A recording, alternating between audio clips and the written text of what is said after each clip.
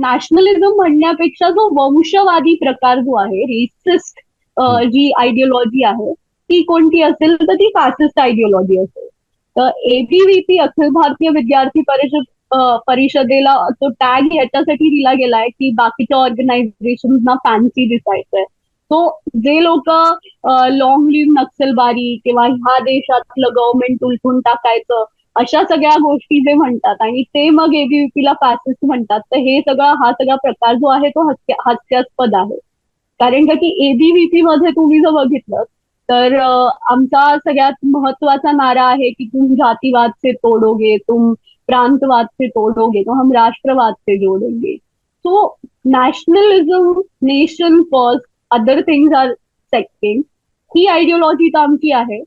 पण ह्यामध्ये कोणताही वंशवादी विचार नाही.